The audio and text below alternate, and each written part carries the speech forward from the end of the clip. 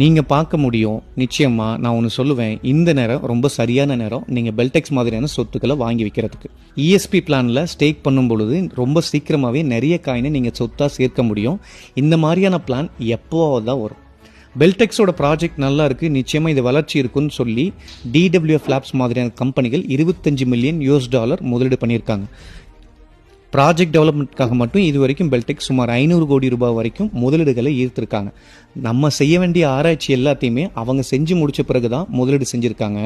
So ரொம்ப பெருசாக யோசிச்சுட்டு இருக்க தேவையில்ல. நல்ல முடிவெடுத்து உங்களால் முடிஞ்ச அளவுக்கு நீங்கள் தாராளமாக ESP பிளானில் பெல்டெக்ஸை நீங்கள் ஆர்மன் சைட்டில் ஸ்டேக் பண்ணி வைக்கலாம்.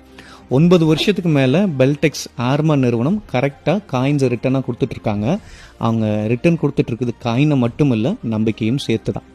உலகம் முழுக்க பல்வேறு நாடுகளில் ஆர்மன் நிறுவனத்தில் ஸ்டேக்கிங் கொடுத்துருக்காங்க.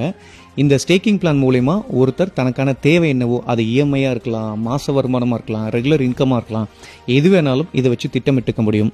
ஆனால் நான் உங்களுக்கு ஒரு ஆழமாக ஒரு விஷயம் சொல்வேன், மனசில் உள்வாங்கிக்கணும். குறுகிய கால நோக்கத்துக்காக மாதம் வட்டி கட்டணும், இல்லை EMI கட்டணும் அப்படின்ற விஷயத்துக்காக இதை பார்க்காம, இதை பயன்படுத்தாமல் நீண்ட கால செயல் திட்டத்துக்கு வளர்ச்சிக்கு இதை பயன்படுத்துறது தான் ரொம்பவுமே சரியானது. தமிழர்களுக்கே உண்டான சிக்கல் என்னென்னா, எல்லா விஷயத்துலையும் வட்டி கணக்கு பார்ப்பாங்க. இதில் வட்டி கணக்கு நீங்கள் பார்க்கக்கூடாது. ஏன்னா பிட்காயின் இன்னைக்கு 1 crore போயிருக்கு. 5 வருஷத்துக்கு முன்னாடி பிட்காயினோட ப்ரைஸ் என்ன, 10 வருஷத்துக்கு முன்னாடி